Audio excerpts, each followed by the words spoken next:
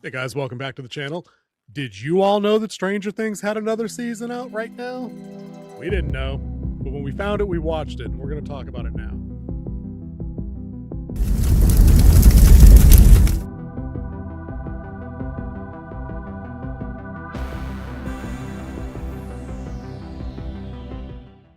So, King, we had to take a little road trip back to Hawkins, Indiana this week. I remember talking about this animated Stranger Things show way earlier in the year when season 5 was wrapping up, or that was last December it was wrapping up. And I said to myself all along, that could be a cool way to keep this thing going forward. You know, it keeps the cast kind of arrested in that junior high, early high school age range, locks them in so you don't have to pay increasing actor costs as they get older and age out and want to go do other things. Or if they end up being breakout stars, they get more expensive. Maybe this is the way to go. So we get a 10 episode run, right? 10, not 8. It was 10. It was okay. 10. About a half hour, 35 minutes a piece. So nice little short entry. Short run. Yeah, good stuff in the run times. Consistent. I like that. Ish. What did you think of the Saturday morning MA14 situation of this animated version of Stranger Things? I know you watched them all. I watched them all recently, so let's do this. Let's talk. All right. So Stranger Things, Tales from 85. The stranger thing is that it had nothing to do with Stranger Things. And how can you sit there and say that? It's in the same place with the same people and the same threat emerging from Hawkins' lab. It's Stranger Things. Well, first off, you break canon and you introduce a new character that's never mentioned in the later episodes. So there's issue 1.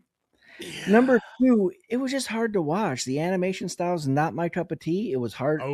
It was physically hard to watch. And the voice actors were always overstimulated. They did do a good job of mimicking the voices, but it's like you made them all, well, I mean, it is a cartoon, but extremely cartoonish. Instead of trying to capture the essence of the character, they made their own extreme version of the character, and everything was always important. Everything was, if everything's important, nothing's important. It was a very hard 10 episodes for me to watch. Color me surprised. This will be a rare occasion on the Den. I kind of liked the show. I really did. And I got kind of the opposite, but like the mirror opposite take on the voice acting. I'll give credit where credit's due.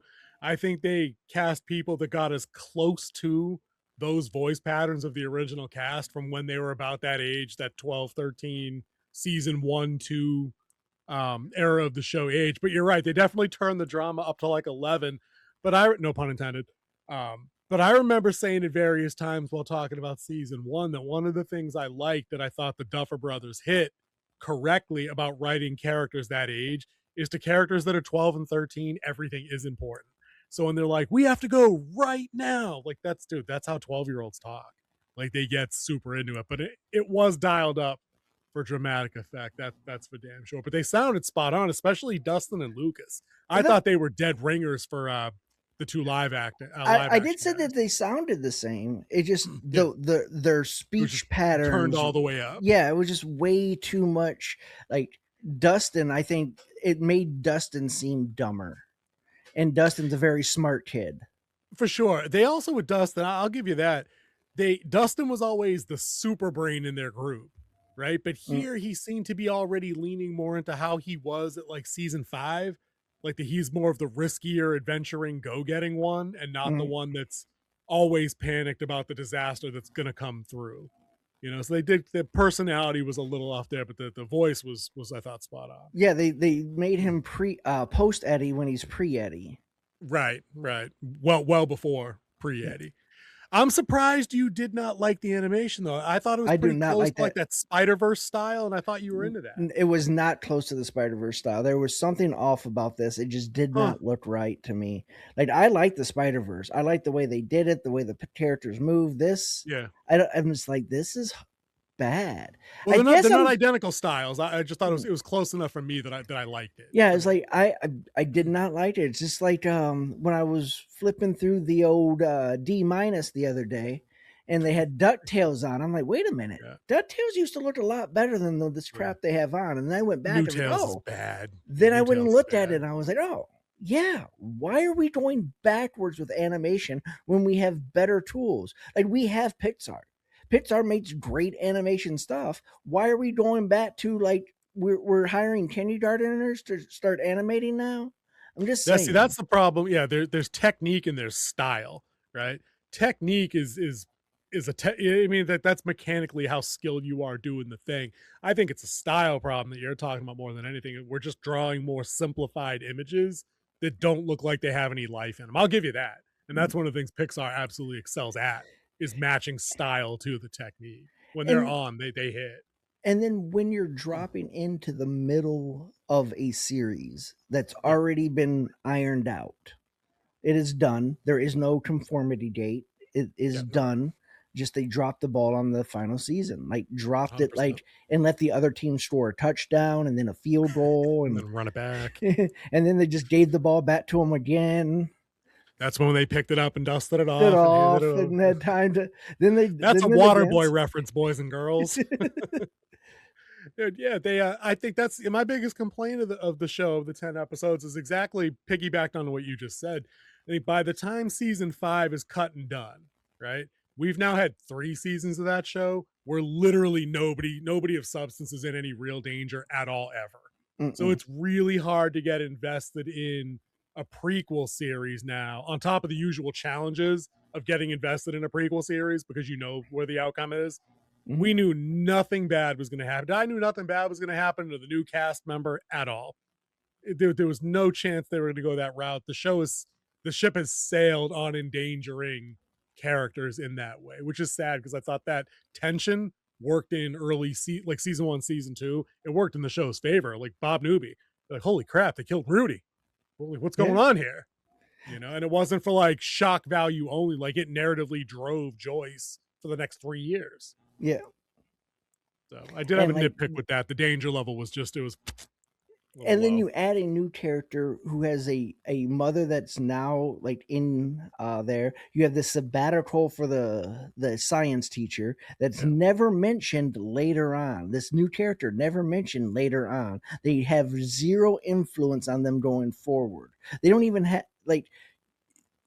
It just doesn't make sense, and it's a waste of an opportunity here. They could have done something completely different. They didn't need another character, even though they're trying that was a scratcher. They're trying to build more onto Will, where Will wasn't that way. Like they're trying to make Will braver, and then they're gonna make him not brave again, right? So he'd have his brave moment in season 5. I mean, come on, this is. It felt, you know what it felt like? It felt like power creep for him the same way 11 had gross use of powers in this series. I'm like, if she's already doing that here in season 2, there's like 47 other spots through seasons 3, 4, and 5 where she should have curb stomped whatever was going on. Well, and didn't because they still had restraint in live action at that point. Well, 3 is when she lost her powers. So 4, she. I meant just going forward from. From this moment where they inserted this series there. So yeah, it's not without its issues. I thought the story was all right though. I like that the focus was back on a group of kids for the most part. We get glimpses of Hopper, glimpses of Joyce, glimpses of Mike's mom, glimpses of the new adults because they're kind of the driving Scooby-Doo whodunit. Like one of them is the villain. They do a little back and forth trying to sort that out. So it's very Goosebumps, very Scooby-Doo. But it was about the kids, and I thought it was wise to return the focus to that group. But also less Steve. Steve's only in, 1.5 episodes? Again, and same with Nancy. That's what I mean. Like, they literally pared down most of the bloat that I hated about seasons 4 and 5. Then they add to Nancy of her being an actress? Yeah, I don't get that. That was completely pointless. Yeah, that was a bit weird. Yeah, it's like they're stretching her in. Yeah, that wasn't necessary. That whole segment. It was bad. It was just bad. My wife didn't like it. She's like, "Are we done watching this yet?" She's like, "She's done with it." She didn't. She said it finally picked up at the end of the second to last episode. She's like, "Oh, it's finally getting good." And then we watched the last episode, and the last episode was the best episode out of the run of 10. Yeah, because they brought home, they closed the loopholes and kind of followed through on the little plots they set up. I thought this was a decent enough story that I wondered if it would have worked better in live action earlier. Like, could this have been the plot of like one of their live action series? And I think so, because at the end of the day, their threat evolved from Hawkins' lab with research that was smuggled out after the lab was closed at the end of season 2, or season 1 rather. Wait, 1 or 2? 2. Murray helped them close it in 2. Yeah, this was between season 2.5. Right. So they had a threat that built from there. Its creature design was a little mixed for me. It's still Demogorgons in its own way, except for the plant stuff. But like any of the monsters running around on the show were just a different kind of Demogorgon. That was a bit of a letdown. But they still had to uncover the mystery as they went, and that to me felt very Stranger Things, so I was okay with that part. Apparently, it didn't hit for you guys though. The only part that I liked of the new creatures was them at the beginning where they needed a human host. Yes, I thought that was creepy. So they just stay in the world. That was actually intelligence. I like that. I like that because that was some body horror that we didn't get a lot of from later seasons of Stranger Things after the whole Slug and Will's mouth thing and some of the gross out shit that happens with Barb. So I thought that was good. Yeah, I'm Duffer Brothers are dead to me. Oh snap! He's going there. Oh, so I guess you won't be watching season 2 when it drops in August. Maybe I will do it to protect the people who watch our show. I will watch it so you don't have to. So you can wait for the word of mouth to know if it's good or not. Or since you usually blanket say everything's good, and I'm the one saying everything's bad, and I'm saying this is okay. I guess, guys, it all depends, and you can let us know in the comments below. If your tastes align more with me, you probably like this show. If you're typical to give a free pass to everything else, like King Z, maybe this show's not for you. I don't give a free pass to everything. I say I am right down the line. I go into everything with an open mind. True. Fair. Definitely. Absolutely. If it's bad, it's bad. I'll tell you it's bad. If it's good, I'll tell you it's good. I can't remember the last time we came down diametrically opposed on a thing we reviewed. It's weird. Which one? Oh, Hamilton. Diametrically opposed. Foes. Never seen it. I've heard them use it so many times. Not how I roll. Can't do it. Oh, good. I suppose then we would get right down to the numbers then, and we'll not bother. No further ado on that. Since I've said all I can say, I'd really like you guys to watch the show. Just take it in for yourselves. I won't spoil who the villain is. Oh yeah, if you liked it, enjoy it. I'm not here to tell you what to watch. Yep, yeah, that's right. Tell me where I'm wrong. Our policy. Yep. Well, I just spent 20 minutes doing that. But if you guys want to tell him in the comments where else he's wrong, we'll allow it. Give it a number, King. Give it a number out of 10. I think they got to call for the change up. The 3. What? The 3? Are you kidding? Dude, you gave Alien Earth a 3. Are you serious? This is on the same level of bad as Alien Earth? To me, really? Yes. Wow. Dude. I love animation. I love animation to death. There's so much you can do with animation that you can't do live action. Yeah, and this is a shame to animation. Dude, you're like the drummer from Styx.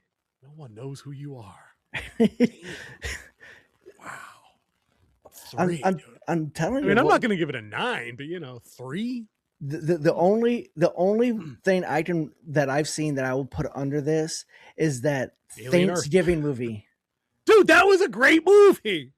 Nope, I said he should have his WGA should revoke his writer's card. For sure. And he has another one coming out.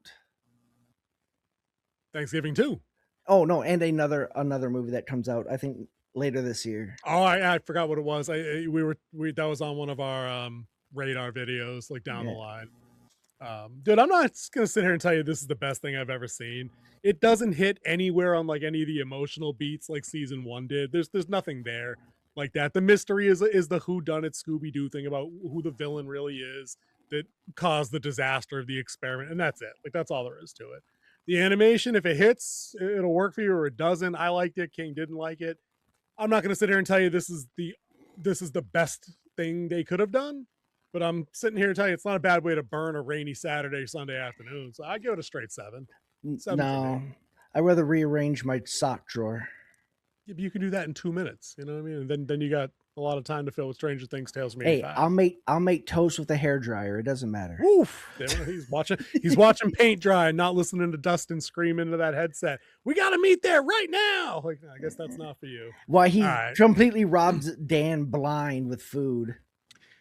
Again, post Eddie behavior in a pre-Eddie aged Dustin. I don't get it. They're trying way too hard to make him chunk. They kind of did. They kind of did. Playing a video game to start off this thing, pressed up against the window. They're 80s arcade kids. I get that whole thing. But again, all that was missing was the truffle shuffle. That'd have been some shit. Yeah. All right, dude, let's get out of here and leave it to the people. Then we'll catch you guys in the next one.